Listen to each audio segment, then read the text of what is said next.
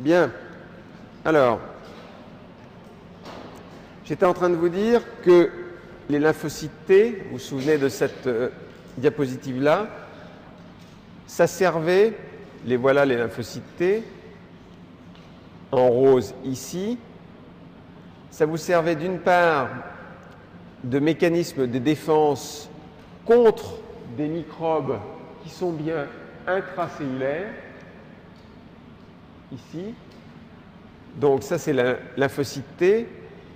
Le lymphocyte T cytotoxique, lui, va vous servir pour la lyse de cellules qui sont infectées avec des antigènes qui sont encore une fois intracellulaires. Et puis ces lymphocytes T également, ils apportent leur aide aux lymphocytes B pour produire en fait des anticorps.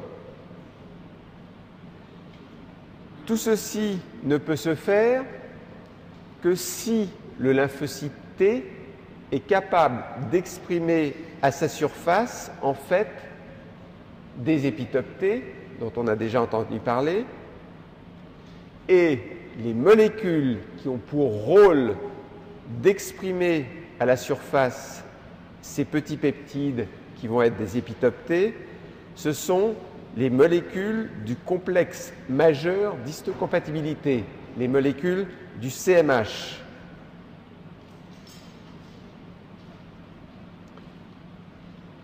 Donc, ces molécules du CMH, c'est celles qui vont être chargées d'exprimer donc les épitopes T à la surface des cellules. Et une fois que ces molécules du CMH auront présenté les épitopes T à leur surface, les lymphocytes T, avec leurs récepteurs, seront capables de reconnaître en fait les complexes entre le peptide présenté et la molécule du CMH. Alors, c'est illustré ici. Ça, c'est un schéma que je vais vous remontrer plusieurs fois, mais qui est subtil et important. On est au départ de la réponse immune adaptative.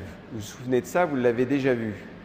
Au départ de la réponse immune adaptative, vous avez ici des cellules présentatrices qui sont les macrophages ou les cellules dendritiques, cellules présentatrices d'antigènes. Macrophages ou cellules dendritiques, c'est ce qu'on appelle, on va voir tout à l'heure, un troisième type de cellules présentatrices. Mais là, on en est à deux. La cellule présentatrice, ce qu'on appelle des cellules présentatrices professionnelles. Donc, qu'est-ce qu'elles font, ces cellules présentatrices que vous avez ici? Ou qu'est-ce que fait ici une cellule cible? C'est qu'elle a à sa surface des petites molécules. Ça, c'est des molécules du CMH de classe 2. Ici, ça, ce sont des molécules du CMH de classe 1. Donc ici, ces molécules du CMH de classe 1 ou de classe 2, ce sont bien celles qui sont chargées de présenter ici des peptides qui ont été processés par les cellules présentatrices, qui ont été processés également par les cellules cibles et qui vont présenter en fait le complexe molécule du CMH peptide ici au récepteur T. Ça, c'est le départ de la réponse immune. Tout est là. Si déjà vous avez compris ça, déjà c'est bien. Alors, les molécules du CMH, vous en avez une ici, et vous avez ici le peptide qui est présenté par la molécule du CMH. Ici, vous avez le récepteur qui est sur la cellule T. Ça, ici, vous êtes donc du côté de la cellule présentatrice d'antigène ou du côté de la cellule cible. Et là, vous êtes du côté du lymphocyte T. Et vous remarquez tout de suite, mais on reviendra plusieurs fois là-dessus, c'est qu'encore une fois, votre récepteur T, il reconnaît à la fois des acides aminés qui viennent du peptide, présenté par le CMH, et à la fois des acides aminés qui viennent de la molécule du CMH. Voilà. CMH1 ici, CMH2 là. Vous ne pouvez plus vous tromper. Bien. Alors, je vous ai donné la fin de l'histoire, mais comment ça s'est fait ça? D'abord, on a découvert ces molécules du CMH, ça s'est fait d'abord chez la souris. Et pour ça, vous aurez besoin d'avoir des souris de types différents, notamment des souris qui sont de même souche. C'est des souris qu'on appelle inbred. Et ces souris de même souche ou de souche consanguine, c'est ce qu'on obtient par croisement, notamment entre des frères et des sœurs. C'est pas bien, mais à force de croiser des frères et des sœurs, vous avez des souris de cellules de souche. Première chose. Autre chose dont il faut vous souvenir, mais ça vous le savez, maintenant vous savez bien ce qu'est un gène. Il faut vous savoir que pour certains gènes, un gène qui va coder pour une molécule X, en fait, le gène peut exister sous forme polymorphique. C'est-à-dire, vous avez des formes alternatives d'un gène qui code pour une molécule donnée. Ce qui va vous donner, bien entendu, des formes alternatives de molécules. Lorsque vous avez des gènes qui sont donc polymorphiques, ces formes alternatives d'un gène, c'est ce qu'on appelle les allèles. Allèle d'un gène, c'est ça. Et vous savez que si vous avez le même allèle d'un gène donné chez le père et chez la mère, vous êtes homozygote. Si vous n'avez pas le même allèle, donc une forme alternative du gène qui code pour la molécule qui vous intéresse chez le papa et chez la maman, vous êtes hétérozygote. Donc tout ça, c'est pas mal de redéfinir les choses avant, parce qu'on s'est aperçu sur la génétique des immunoglobulines, et ça fait l'année prochaine que je repréciserai ce qu'est un gène avant de démarrer sur la génétique des immunoglobulines. Je connais le prénom maintenant de Jonathan et de Sarah. Quel est le prénom de celui qui m'a posé une très intéressante question? Antoine. Bien, je connais 3 personnes dans l'amphi. Alors, celui qui a fait la découverte, c'est dans les années 40, donc c'est pas jeune, des molécules du CMH, c'est en fait George Snell, et vous voyez que George Snell, il a eu le prix Nobel en 1980. Il a disparu malheureusement en 1996, mais ça fait un prix Nobel de plus pour l'immunologie. Et en fait, il a travaillé, lui, avec des souris qui étaient carrément des souris de même souche, mais qui étaient des souris syngéniques, qui étaient donc des souris syngéniques, ça veut dire qu'ils sont génétiquement identiques. Qu'est-ce qu'il a fait? Vous avez donc des souris syngéniques, ici la souris de souche A, et vous avez ici une autre souche de souris syngéniques de souche B. Vous voyez ici les chromosomes A et B, ce n'est pas la même chose. Vous faites une greffe de peau ici de la souris A à une autre souris syngénique qui a les mêmes gènes, exactement. Regardez ici, ce sont les mêmes gènes. J'en ai dessiné qu'un, mais quand je dis j'ai dessiné qu'un, c'est ma femme qui a dessiné. Donc, elle a dessiné le même gène ici. Vous faites la greffe de peau entre 2 souris syngéniques, ici, avec les mêmes gènes. Il n'y a pas de rejet. OK? Bien. Maintenant, vous prenez ici une souris d'une autre souche, B, ce n'est pas les mêmes chromosomes. Vous allez en fait greffer le bout de peau de la souris B à une souris A qui a les gènes A. Ici, vous aurez un rejet. Et ce qui a été observé, c'est que cette capacité à rejeter ou à ne pas rejeter une greffe, c'est un caractère qui est un caractère héréditaire. Donc vous avez là déjà une information importante. Et ce qui a été trouvé, c'est que les gènes qui vous confèrent la capacité de rejeter ou de ne pas rejeter une greffe, ce sont ce qu'on appelle les gènes d'histocompatibilité. Et ce sont des gènes qui sont extrêmement polymorphiques. Il y a un grand polymorphisme, donc énormément d'allèles différents pour les gènes en fait d'histocompatibilité. Alors, pour arriver à trouver et à localiser ces gènes d'histocompatibilité, il a fallu utiliser d'autres souches de souris qu'on appelle cette fois-ci les souris congéniques. Des souris congéniques, c'est des souris qui ont les mêmes gènes pour tous les locus sauf un. Donc, avec ce type de souris, qui diffère sur tous les loci, pour être exact, sauf un, on arrive comme ça, progressivement, c'est extrêmement long, à identifier les régions où se trouvent notamment les gènes d'histocompatibilité. Ces gènes d'histocompatibilité, ils font partie en fait d'un complexe de gènes qu'on appelle le complexe majeur d'histocompatibilité. Donc, les gènes d'histocompatibilité appartiennent à un complexe, le complexe majeur d'histocompatibilité. Et chez la souris, vous allez trouver ces gènes sur le chromosome 17.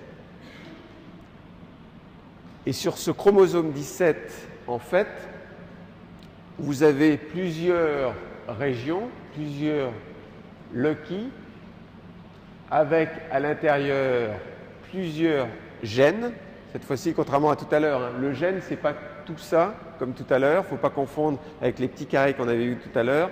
Là, un gène, c'est uniquement un de ces carrés-là. Parce qu'à partir d'un de ces carrés-là, vous avez un produit.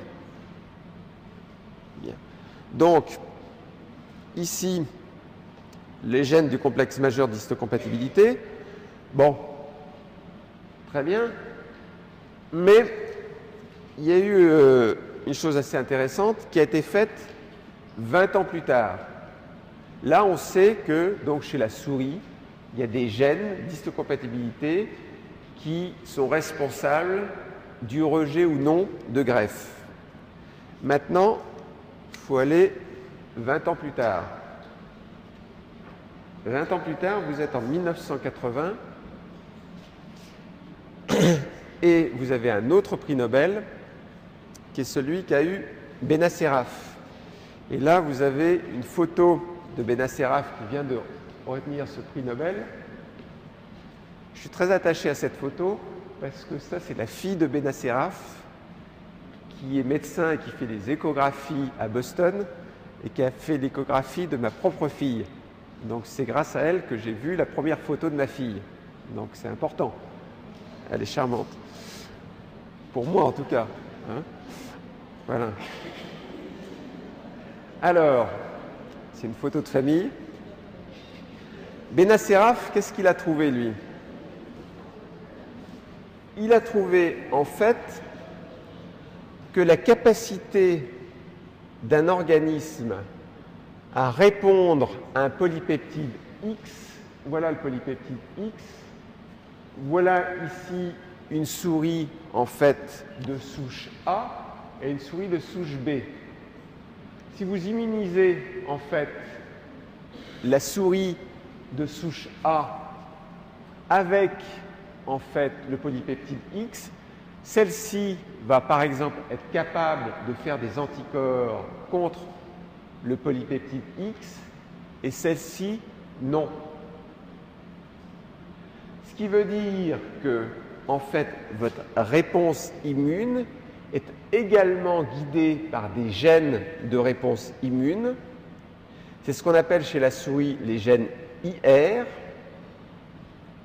Et en fait, ces gènes IR, ce sont en fait les mêmes gènes que les gènes du complexe majeur d'histocompatibilité.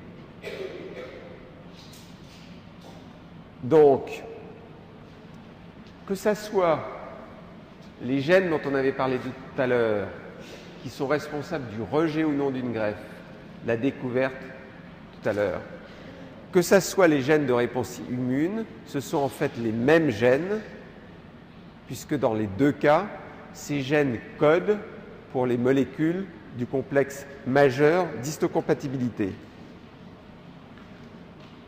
Donc, ici, on revient.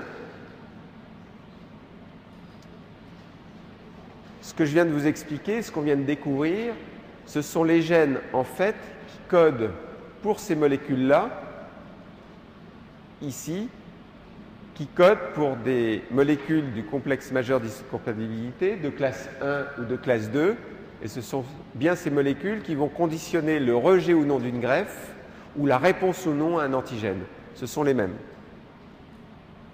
Alors, là, on était chez la souris. Maintenant, il faudrait passer chez l'homme.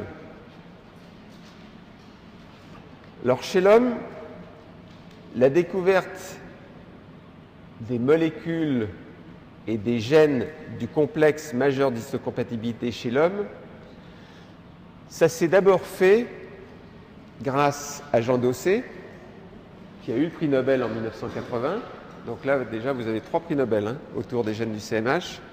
Donc, prix Nobel en 1980, pour avoir découvert, en fait, ce qui a été d'abord appelé les antigènes HLA. Les antigènes HLA pour antigènes des leucocytes humains, Human Leucocyte Antigène, HLA. En fait, ces antigènes HLA que l'on a découvert en s'apercevant en fait que chez des patients qui ont par exemple des transfusions multiples, chez ces patients qui ont des transfusions multiples, ce qui équivaut, ces transfusions multiples, à une transplantation d'organes, mais naturels. Les expériences que vous avez faites chez la souris tout d'un coup, où vous preniez la souris d'une souche A pour la mettre sur une souche B, vous ne pouvez pas faire ça chez l'homme. Donc quel est le modèle, entre guillemets, ou le premier modèle de transplantation qui a été fait un peu? Ça a été observé en fait lorsque vous faites de la transplantation d'hématies, lorsque vous faites de la transfusion sanguine. D'accord ?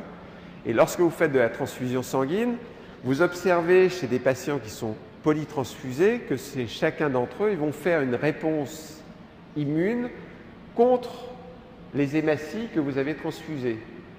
Donc, on retrouve le phénomène de réponse immune contre un tissu qui est en fait un tissu étranger. On a pris les hématies de monsieur A pour les injecter à monsieur B.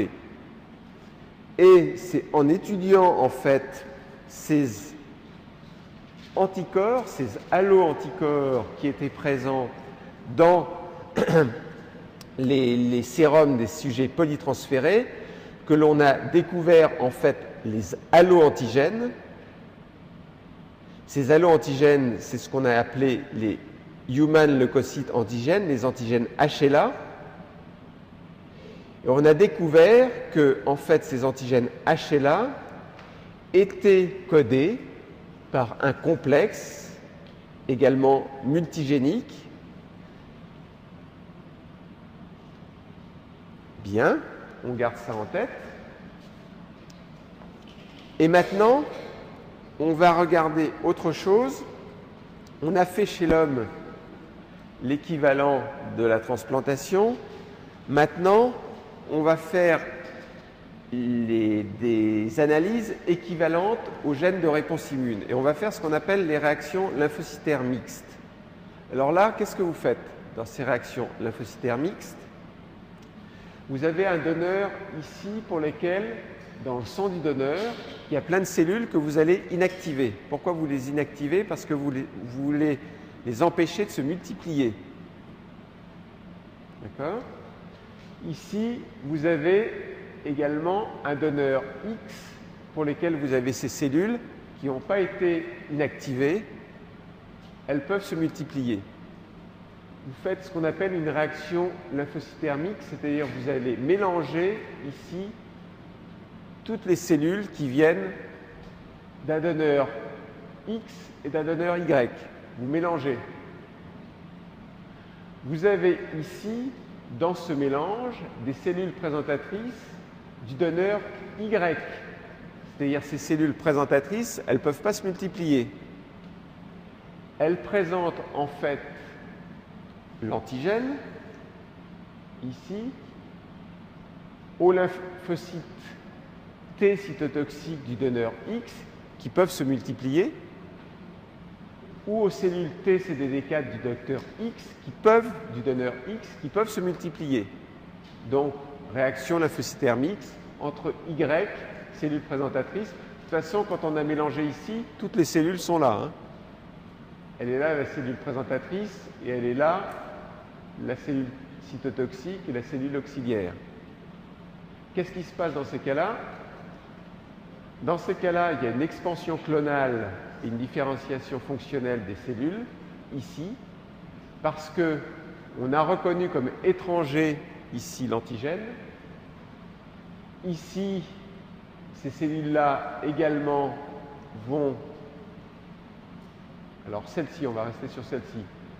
Ces cellules qui se sont multipliées, qu'elles sont capables de faire, ces cellules qui se sont multipliées en réponse à l'antigène Y, si vous mettez devant elles les cellules cibles qui viennent du sujet Y, elles vont les tuer.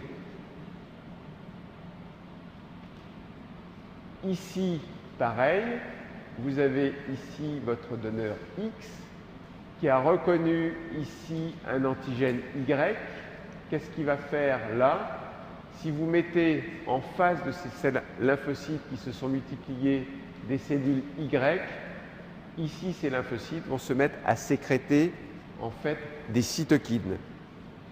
Donc ça, ces réactions lymphocytaires mixtes, ça a permis également, grâce à ces réactions, de localiser, en analysant ensuite les gènes qui sont chez le sujet X et le sujet Y, on a pu localiser en fait les gènes qui sont responsables pour les réponses que vous aviez observées avec les antigènes HLA, et plus généralement, vous avez été capable, grâce à ces réactions lymphocytaires mixtes, d'identifier, de localiser les gènes de réponse immune.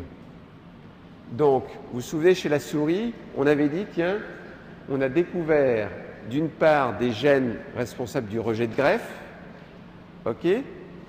Ensuite, on s'est aperçu que ces gènes étaient également responsables de la réponse immune contre un antigène X. Et là, on vient de refaire ça chez l'homme. Sauf qu'on ne pouvait pas faire les mêmes réactions chez l'homme. Vous allez le voir sur un seul schéma. Chez l'homme, la transplantation, ça a été remplacé par les réactions que l'on a observées chez les sujets polytransfusés. Et pour les gènes de réponse immune, on l'a observé grâce à ces réactions lymphocytaires mixtes. Alors tout va se mettre en place. Là, je vois des sourcils qui se froncent. Vous allez voir que ça va se mettre en place. Voilà ici, chez la souris, le complexe majeur d'histocompatibilité. Ce qui a été découvert en premier, c'est ici, c'est les gènes qui sont responsables du rejet. Ils sont ici. C'est les gènes en particulier qui codent pour les molécules de classe 1 du complexe majeur d'histocompatibilité. Un prix Nobel et une expérience, c'était les expériences de transplantation. Ensuite, toujours chez la souris, deuxième prix Nobel avec mon médecin préféré ici, la fille de Benacerraf, ici. Deuxième prix Nobel, ce sont les gènes de réponse immune, mais qui font partie du même complexe majeur d'histocompatibilité, sauf que cette fois-ci, ce n'est pas le locus de classe 1, ce sont surtout le locus qui code pour les antigènes de classe 2. Deuxième prix Nobel.